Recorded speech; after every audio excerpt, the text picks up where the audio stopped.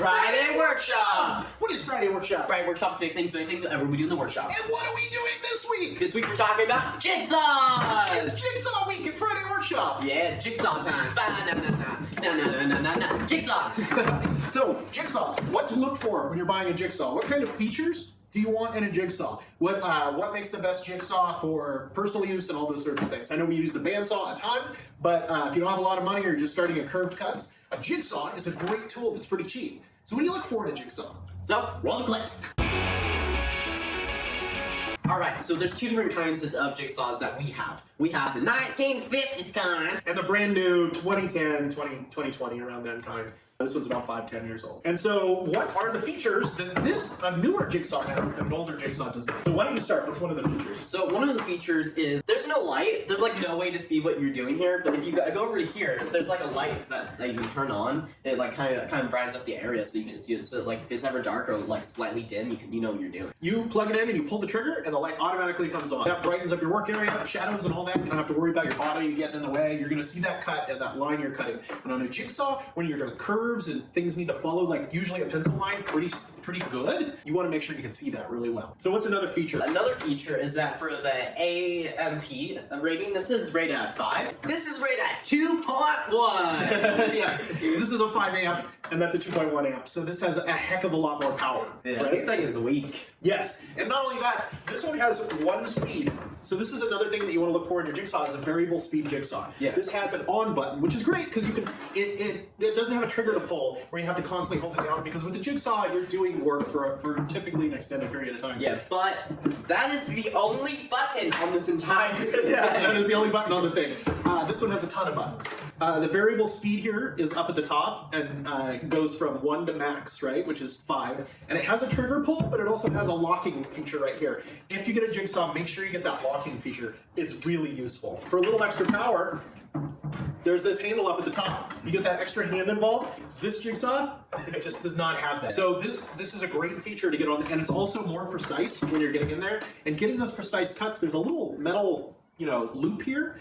And this little metal loop, you can look straight down on the jigsaw and you can see the middle of it go straight down the blade. The light will go right there. You'll see the shadow. It's really, really easy to pinpoint where that cut's going and where it's going to go. So another thing about this one is the blade. For getting it in and out. The blade itself, it's fine. I kind of like you can choose either have it thick like that or small like this. But the getting out, you have to get an entire screwdriver, and it's really difficult to get out, all rusted down. Blades for jigsaws are made in two kinds. There's a T-shaped blade and a U-shaped blade. This is the older style of U-shaped blade. The T-shaped blade, which requires a screwdriver to get in, and it's just a pain. The T-shaped blade, this has this quick release where you just push this button down, you put the blade in, let it go, and it locks in place, right, with a bunch of friction there. I recommend that. Jigsaw blades are going to break, so you just have to know that. And so the easiest way to change those out, you're going to want that. Also, this has a little bit more support. These supporting wheels right here will support this blade a little bit more, and so stop it from bending back so much. It's just the blade, so all of that pressure is going straight on that center of that blade. You're going to snap it a little bit easier just by where that fulcrum is. Yeah, you can also change how it's leveled too on this. Yeah, so this does have a bevel on the back end where you can change the angle of the flat piece on the bottom. This may have this, but there's a screwdriver, and it doesn't exactly tell you what degree it is. This one will tell you 45 degree, 30 degrees, 15, it gives you the degree marks. This one you just kind of gotta guess and eyeball it. Gotta kind of eyeball it. You're like, that looks like 45. Yeah, which, not a great feature. So a beveling base is also a good feature too. Some sort of stop locks also help. Another feature is some sort of dust control. There's two types of dust control on this. There is nothing for dust control on that. The two types of dust control, there's a little lever right here, right? And this isn't even a high-end jigsaw. These are just kind of features that you want to look for in your jigsaw. One, you can set it, we've got it right now because we don't have the vacuum port hooked up, but it does go to a vacuum port. You can hook the vacuum port up the back to your dust collection. And then move this slider to the vacuum port. Or what you can do is put it on dust blow, and then it uses the fan to blow the dust out in front of the jigsaw. Jigsaws are notorious for kind of gathering up dust and making it hard to see. Just with these cuts, you're following a thin pencil line. The most you can do to see, those are the features you want in a jigsaw. What kind of blade do you want? Do you want one that pushes up or one that pushes down? Wow, that's kind of a different conversation, but let's bring that up, right? So there are two kinds of jigsaw cuts, jigsaw blades. there are the ones that cut on the downstroke and then ones that cut on the upstroke, right? The cheaper blades are gonna cut on the upstroke. The more expensive blades typically cut on the downstroke. Wood blades, typically we cut on the upstroke, but if you're doing any sort of laminate, you really want to be careful. Where's that jagged part of the cut going to be? Where's your nice, pretty stuff going to be? You're going to want to put that on whatever side's facing out. The other thing you want to be careful of is why I like the down cut ones is you're not fighting against the wood and then the jigsaw's not trying to jump up at you, which is kind of a safety thing. The jigsaw with the down cut basically pulls itself into the piece on the cut, and it just, for me, it's a safer cut, and I like that a little bit. Let's talk about speeds of cuts, not just the speed on the top, but the other types of cuts. What type of cuts does that one have? Well, this one, it kind of just has one type. One, familiar, pull, and regular. That's it. That's all it has is one type of cut. This one has fast, really fast cutting. That's for plywood and kind of your softwoods, right? Which is like your pines. It has medium, which is for like plastics and for your hardwoods, right? And then it has low, which is for your metals, right? Yeah. Then it has some really cool actions. It has a smooth cut, which is straight up and down, which is the type of cut this one has, right? But it also has a scrolling cut. And some of the newer jigsaws have this scrolling feature where not only does it go up and down, but it also kind of pendulum swings back and forth, right? Kind of like a snake a little bit. Yeah, exactly. And that helps you cut like through heavier, thicker material, right?